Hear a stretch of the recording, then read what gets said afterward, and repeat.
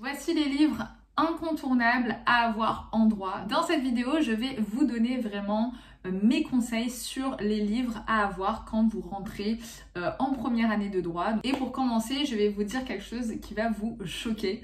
Mais dans cette vidéo, sachez que tous les livres que je vous conseillerais à avoir ne sont pas obligatoire. Ça veut dire qu'il n'y a aucune obligation stricte à aller à la FNAC et à acheter ces livres, ou même à Amazon. La seule exception, le seul livre qu'il faut avoir, et là vraiment même moi je vous dis allez l'acheter, c'est le Code civil. Donc si possible le Code civil récent, donc celui qui vient de sortir actuellement, c'est celui de 2025. Voilà, chaque année, essayez de vous acheter un nouveau, même si en vrai d'une année à l'autre, il n'y a pas trop grand chose qui change. Donc moi, je me rappelle, je gardais le même. Mais voilà, le Code civil, c'est le seul livre qui est obligatoire quand vous entrez en droit et même en première année de droit, puisque vous en aurez besoin aux examens du semestre 2. Donc, toute cette vidéo, à quoi sert-elle? Elle sert juste à vous conseiller pour ceux et celles qui sont intéressés par les livres. Mais pourquoi je dis qu'aucun n'est obligatoire? Parce que les livres de droit, ben voilà, c'est cher. Voilà, un livre de droit, c'est au minimum 15 €, 20 €, 25 pour des lexiques juridiques. Et moi, je trouve que c'est très cher pour ce que c'est. Donc, ce que je vous conseillerais, c'est plutôt d'aller à la bibliothèque. Quand vous êtes un étudiant à l'IED, vous avez votre carte étudiant, vous pouvez aller à n'importe quelle bibliothèque. Et je vous conseille vraiment d'emprunter des livres. Je sais aussi que sur les groupes WhatsApp, les groupes des étudiants, beaucoup vont dire « ouais, il faut vraiment que tu achètes ce livre, etc. » Je ne sais pas pourquoi les étudiants se mettent cette pression. Encore une fois, il n'y a aucune obligation à acheter un livre. Moi, personnellement, je sais que quand je faisais mes études de droit, moi, je sais que j'aimais lire les livres. Voilà, je sais que j'ai toujours une appétence pour les livres, surtout les livres colorés, les livres avec des schémas, des tableaux, etc. Et c'est pour ça que j'en ai acheté quelques-uns. Mais en vrai, aujourd'hui, vous avez tellement de ressources, que ce soit les cours de votre professeur ou les cours que vous pouvez trouver sur Internet qui sont vraiment à foison, que ça suffit en fait. Pourquoi en plus avoir des livres que vous n'irez jamais, puisqu'on va pas se mentir, les livres de droit, ça fait 300 pages et vous avez la flemme. Vous allez tellement avoir de cours à apprendre cette année, pourquoi en plus vous rajoutez des livres qui ne sont pas obligatoires? Et l'autre chose est que les professeurs vont vous donner dans leur liste les livres à acheter. Vous allez avoir une sorte de document de travail, vous allez avoir chaque professeur qui va vous dire voilà, il faut acheter tel livre. Mais encore une fois, il n'y a pas d'obligation. Les professeurs veulent juste se faire de l'argent, sachez-le, ce n'est pas une rumeur. Ces professeurs en fait ont écrit des livres et comme personne n'achète leurs livres, bah, du coup ils vont spécifier aux étudiants en leur disant il faut vraiment que vous achetez mon livre de droit, alors qu'au final leur livre ne sert à rien vu que vous avez déjà tous les cours qui sont retranscrits. Bref, je vais commencer cette vidéo, mais encore une fois, tous les livres que je vais vous donner, c'est juste des livres que moi-même j'ai lus, que moi-même j'ai aimés, mais il n'y a aucune obligation à les acheter, vraiment ça reste facultatif. Donc, on va commencer cette vidéo par cette période-là de l'année, c'est-à-dire vous n'avez pas encore vos cours, parce qu'à l'IED, les cours tombent tard, ils tombent en octobre. Donc du coup, en attendant, vous pouvez toujours vous intéresser au monde du droit, au jargon juridique, moi j'aime bien dire ça, via des livres qui sont vraiment très sympathiques, que moi j'ai lus et qui je pense peuvent aider un étudiant en droit qui veut savoir ce qui va l'attendre durant l'année. Donc le premier livre, c'est celui-ci de Antoine Faye, donc Comment j'ai réussi mon droit.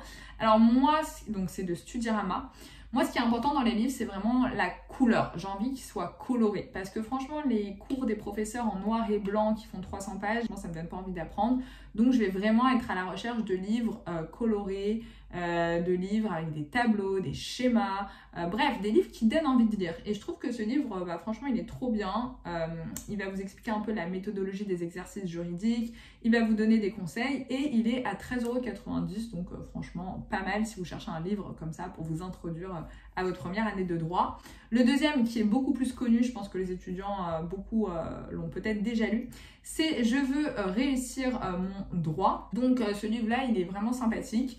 C'est exactement le même principe que le livre précédent, donc ça veut dire on va vous donner des conseils, on va regarder avec vous les exercices juridiques que vous allez avoir en première année de droit en vous donnant la méthodologie, etc.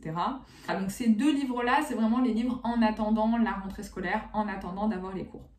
Concernant les livres de méthodologie, franchement, je vais être claire avec vous. Pour moi, ne mettez pas votre argent dans les livres sur la méthodologie parce que, en fait, il faut savoir que la méthodologie en droit n'est pas universelle. En fait, ça va dépendre de votre professeur que vous allez avoir en méthodologie juridique. Chaque professeur a sa propre méthodologie. En fait, vous n'allez pas avoir de méthodologie unique de la fiche d'arrêt ou une méthodologie unique du commentaire d'arrêt, etc. Ça dépend de votre fac, de votre professeur, etc. Donc là, ça sert à rien en fait de mettre de l'argent, de mettre 30 € dans un livre de méthodologie, sachant qu'au final, vous allez vous rendre compte que la méthodologie du livre, elle n'est pas du tout, elle correspond pas du tout à la méthodologie attendue par votre professeur. Surtout les professeurs de l'IED, ils attendent vraiment une méthodologie spécifique. C'est pour ça que moi j'ai sorti personnellement mon pack de méthodologie, mais qui est vraiment spécifique à la méthodologie de l'IED. Voilà, ça veut dire que c'est pas une méthodologie de Assas, c'est la méthodologie de Paris-Sorbonne des étudiants de droit à distance. Concernant les autres matières, donc par exemple les matières que vous allez avoir, droit constitutionnel, droit de la famille, etc. J'ai trouvé une collection qui est archi intéressante quand j'ai été à la FNAC, enfin, en tout cas moi ça m'a paru trop bien. Ça s'appelle Juris et en fait à chaque matière ils vont faire par exemple Juris Constit, Juris Famille, etc. Et ce sont des petits livres qui ont été écrits par Rémi Raher. Donc franchement j'ai feuilleté et ça avait l'air trop bien. C'est des fiches en fait hyper synthétisées avec des quiz, etc. C'est vraiment pas mal. Après le petit inconvénient c'est que les quiz ils font vraiment une page, donc c'est pas des vrais quiz genre en profondeur et tout, c'est vraiment des petits quiz pour savoir si t'as bien retenu. Mais bon, ça peut être sympa pour des gens voilà, qui recherchent des petits livres avec des fiches synthétisées. Et vous avez vraiment toutes les matières qui sont proposées avec Rémi Raher. Un autre livre aussi que j'ai à vous conseiller, c'est que cette année, vous allez avoir droit constitutionnel. Donc droit constitutionnel, il faut vraiment connaître tous les articles de la Constitution. Pas tous par cœur parce qu'il y en a trop, mais beaucoup d'articles sont vraiment essentiels à connaître. Et j'ai vu ce petit livre qui était trop mignon, je pense qu'il est à 4 €, donc franchement ça va. Et en fait c'est un petit livre de constitution, moi j'ai adoré, donc voilà, franchement, si vous voulez, allez-y, il est mignon, il est sympa. L'important aussi, c'est le vocabulaire juridique. Alors je sais que si vous êtes en première année, je pense que ça vous est même pas passé par l'idée de vous familiariser avec le vocabulaire juridique, parce que vous n'avez pas encore commencé le droit. Mais dès que vous allez commencer à avoir vos cours, vous allez vite vous rendre compte que c'est du charabia, que vous n'allez pas comprendre grandes choses, parce que le droit, pour moi, c'est une langue. Voilà, il y a l'anglais, il y a le français, il y a le droit. Le droit, c'est vraiment une langue à apprendre, et vous allez avoir plein de termes stipulés, vous voyez, des termes comme ça, arrêt, voilà, si je vous dis qu'est-ce qu'un arrêt, non, quand on est en première année de droit, on ne sait pas ce que c'est un arrêt. Donc plein de termes comme ça qu'il faut connaître à l'avance, je pense. Et ça peut être vraiment un bon conseil que j'ai à vous donner, c'est prendre une longueur d'avance sur le vocabulaire juridique. Comme ça, quand vous allez avoir vos cours, vous n'allez pas perdre de temps à savoir qu'est-ce que ça veut dire, qu'est-ce que ça veut dire.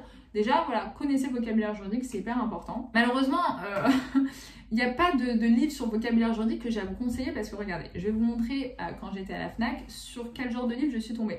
C'est des livres en fait qui font 300 pages. Qui a envie en L1 de lire un livre de 300 pages? Mais vraiment, nous on a envie d'un petit livret sympathique sur les mots essentiels à connaître en première année de droit. On n'a pas envie de 300 pages de lecture. Merci bien, avec toutes les matières que j'ai à apprendre, j'ai pas envie de me retaper un lexique juridique de 300 pages. Et en plus, le problème de ces livres juridiques, c'est que non seulement ils sont volumineux, non seulement ils sont chers, mais en plus de ça, ils confondent toutes les années de droit. C'est-à-dire, en fait, ils vont vous donner tous les termes de droit à connaître de la licence au master. Sauf que moi, je suis en première année de droit, je ne suis pas en master, donc je n'ai pas besoin de savoir ce que ça veut dire un terme qui va me servir pour le barreau. Donc, j'ai cherché, et j'ai pas trouvé de livre vraiment vocabulaire juridique L1. Vous voyez, c'est ça que je recherche, genre vocabulaire juridique pour la première année. Et après, progressivement, j'achèterai le vocabulaire juridique pour la deuxième année, etc. Bref, j'ai beau chercher, j'ai pas trouvé.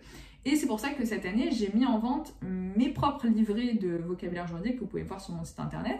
Et là, cette fois-ci, c'est des petits vocabulaires juridiques, donc non seulement qui sont spécifiés à une matière, donc c'est par exemple le vocabulaire juridique du droit constitutionnel, et en plus de ça, qui sont spécifiés à la L1. L1, droit constitutionnel. Et ça, c'est beaucoup mieux, c'est beaucoup moins volumineux, c'est beaucoup plus rapide et efficace à apprendre que des livres de vocabulaire juridique qui font vraiment des centaines de pages et vous n'avez vraiment pas envie de vous y plonger. Je vais terminer enfin sur des livres en fait qui touchent le droit, mais version ludique que j'ai vraiment adoré et que je vous recommande. Si vous êtes fan de Harry Potter, vous avez ce livre qui est sorti sur la saga et c'est le droit dans Harry Potter. Donc en gros, il vous restitue l'histoire de Harry Potter mais version juridique.